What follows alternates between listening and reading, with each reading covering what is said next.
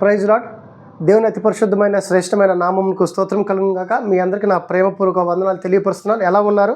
మీరందరూ బాగుండాలని నా అనుదిన వ్యక్తిగత ప్రార్థనలో మీ గురించి నేను దేవుడి సన్నిధిలో నిత్యం ప్రార్థనా ధూపం వేస్తున్నాను. ముఖ్యంగా ఈరోజు ఒక అంశంతో నేను మీ ముందుకి వచ్చాను. అది ఏంటంటే, ఈరోజు చాలామంది కూడా మనం ఎన్నో సమస్యల్లో, మన దైనందిన జీవితంలో, విశ్వాస జీవితంలో మనం దేవుణ్ణి ఏం అడగాలో కూడా చాలామందికి తెలియదు. దేవుడితో ఏం మాట్లాడాలో తెలియదు. ప్రార్థనలో మన కోరికలు ఎలాగ చెప్పాలో తెలియదు. మన ఆశలు దేవుడి సన్నిధిలో ఎలాగ వెదజల్లాలో కూడా తెలియదు. అందుకనే యోహాను సువార్తలో ఒక మాటతో నేను మీ ముందుకి రావాలని ఆశపడుతున్నాను. అది మాట ఏంటంటే, యోహాను సువార్త 15:7, నా యందు మీరును మీ యందు నా మాట నిలిచి ఉండిన ఎడల మీకేది ఇష్టమో అది అడుగుడి, అది మీకు అనుగ్రహింపబడును. హల్లెలూయా.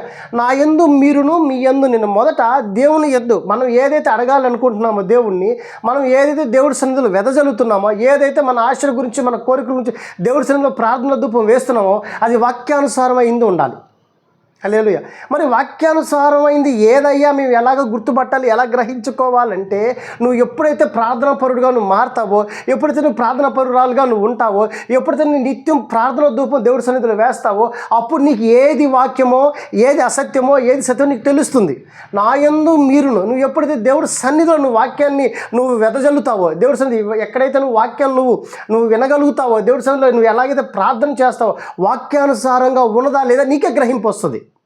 అప్పుడు ఆ గ్రహించిన దాన్ని నువ్వు అడిగావంటే, నా యందు మీరును మీ యందు నేనును. అంటే దేవుడి సన్నిధిలో మొదట నువ్వు, తర్వాత దేవుడు నీకు తోడుంటాడు. చాలా సందర్భాల్లో మనం దేవుడి సన్నిధికి వెళ్ళకపోయినా, దేవుడికి ప్రార్థన చేయకపోయినా, మన అవసరాల కొరకు ప్రార్థన చేసినా, దేవుడికి కృతజ్ఞతాస్తులు చెల్లించకుండా మన అవసరాల కొరకు అడిగినా కానీ దేవుడు మన యందు నిలుచుంటున్నాడు. అంటే ఆయన ఉచితమైన కలవరి కృప చేత తప్పితే మరి ఏదునూ లేదు. చాలామంది అనుకుంటారు, ఈరోజు మేము బాగున్నామంటే మా బలము, మా ధనము, మా పేరు, మా ఘనం అనుకుంటారు. కానీ అదేది కాదు.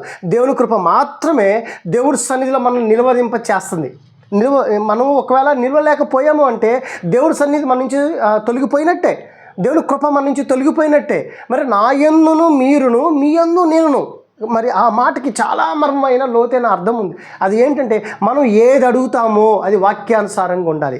మనం ఏది మాట్లాడతామో వాక్యాన్ని అనుగుణంగా మాట్లాడాలి. మరి మనం ప్రవర్తన ఎలాగ ఉండాలంటే వాక్యానుసారమైన ప్రవర్తనగా ఉండాలి. మనం చూస్తే వీళ్ళు నిజమైన భక్తులు అనిపించాలి, వీళ్ళు వాక్యానుసారంగా బ్రతుకుతున్నారు, వీళ్ళు ప్రార్థనలో వాక్యం ఉంటుంది, వీళ్ళు వాక్యంలో వీరు చెప్పే వాక్యంలో దేవుడు ప్రశస్తత ఉంటుంది, దేవుడు సన్నిధి ఉంటుంది, నిత్యం దేవుని కృతజ్ఞతాస్తుతులు వీళ్ళు చెల్లిస్తుంటారు, వాక్యానుసారమైన బ్రతుకు వీళ్ళకి ఉంటుంది, వాక్యానుసారమైన సాక్ష్యం వీళ్ళు కలిగి ఉంటారు, వాక్యానుసారమైన సాక్ష్యం వీళ్ళ సంఘంలో ఉంది అని మనకు పేరు ఉండాలి.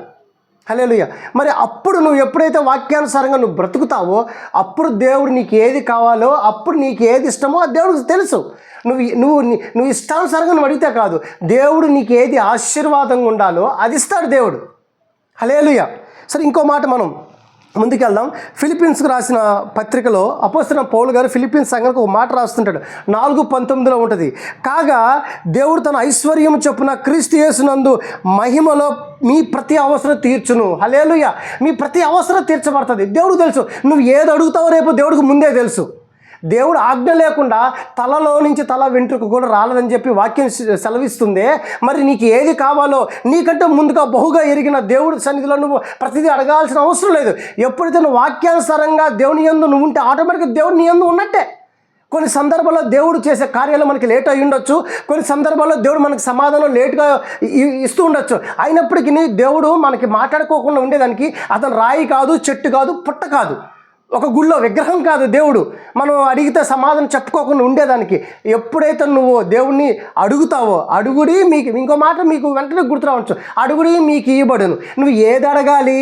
దేవుడి సన్నిధిలో వాక్యానుసారంగా అడగాలి. నువ్వు ఇంట్లో ప్రార్థన చేసినప్పుడు అయ్యా దేవుణ్ణి నువ్వు కృతజ్ఞతాస్తుతులతో నువ్వు ప్రారంభించాలి. చాలామంది ఈరోజు కృతజ్ఞతాస్తుతులతో దేవుడి సన్నిధిలో నిలబడరు.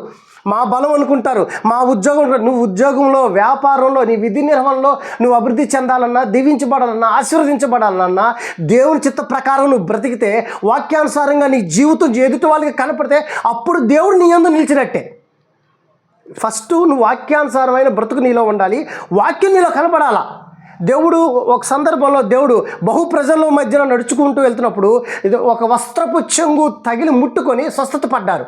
ఒక అస్వస్థకర అంటే దేవుడు వస్త్రపు చెంగులో ఉన్న మహిమ దేవుడు వెంటనే మాట్లాడుతుంటాడు, నాలో నుంచి మహిమ వెళ్ళిందని అంటాడు. అంటే దేవుడు నడుస్తూ ఉన్నప్పుడు ఒక కార్యం జరిగింది. ఈరోజు నువ్వు నడుస్తున్నప్పుడు నీ కుటుంబానికి ఏం కార్యాలు జరుగుతున్నాయి? నీ సాక్షి విని అనేకులు మారుతున్నారా? నువ్వు అలా కాకుండా నువ్వు ధనపిశాచివి, నీకు డబ్బు పట్టింది, వీళ్ళు వడ్డీ వ్యాపారస్తులు, వీళ్ళు వడ్డీలకు తిప్పుతారు, అమ్మో వీళ్ళ కుటుంబం మంచిది కాదు, అమ్మో వీళ్ళకి సాక్ష్యం లేదు, అమ్మో వీళ్ళ దగ్గర వాక్యం లేదు, అమ్మో వీళ్ళు ఇంటికి వెళ్తే లేని మనశ్శాంతి మనకు ఉండదు, మనశ్శాంతి పోద్ది, ఉన్న మనశ్శాంతి పోద్దని చెప్పి మాట్లాడుతూ ఉన్నారే. ఆ మాటలు మన గురించి మాట్లాడకూడదు. నా యందు మీరును, మీ యందు నేను ఎప్పుడైతే ఆ వాక్యం మనలో నెరవేరుతుందో అప్పుడు ప్రతి క్రీస్తు యేసునందు ప్రతి మహిమలో ప్రతి అవసరత మనకు తీర్చబడును. నీ అవసరతలు ఏందో దేవుడికి తెలుసు, నీ అక్కర్లు ఏంటో దేవుడికి తెలుసు. నిన్ను సృష్టించిన వాడు నీకు ప్రతిదీ చేయగలిగిన సమర్థుడు, ప్రతిదీ నీకు అసాధ్యమైన కార్యాలు కూడా సాధ్యం చేయగల ఏకైక దేవుడు అంటే మన నజరేయుడైన యేసుక్రీస్తు. కాబట్టి మనం ఈరోజు కూడా ఒక నిర్ణయం తీసుకుందాం. అదేంటంటే మొదట వాక్యానుసారమైన బ్రతుకు మనకు ఉండాలి. తర్వాత దేవుని మనం ఏం అడగాలో వాక్యానుసారమైంది అడగాలి. అది మనం తెలుసుకొని ఈరోజు మన ప్రార్థనలో మార్పు చేద్దాం, మన ప్రవర్తనలో మార్పు తెచ్చుకుందాం. వాక్యం మనలో బ్రతకాలి, వాక్య ఆధారంగా మన జీవితం ఉండాలి, వాక్యానుసారంగా మనం బ్రతుకు ఉండాలి, వాక్యానుసారంగా మన చూపు ఉండాలి, వాక్యానుసారంగా మన మాట తీరు ఉండాలి, వాక్యానుసారంగా మన సాక్ష్యం నిలబడాలి. నువ్వు ఎప్పుడైతే వాక్య ప్రకారం నడుచుకుంటావో, ఎప్పుడైతే వాక్య ప్రకారం నువ్వు జీవిస్తావో, ఎప్పుడైతే వాక్య ప్రకారంగా నీ సాక్ష్యం జనాలకు తెలుస్తుందో అప్పుడు నీ యందు దేవుడు నిలిచి ఉంటాడు.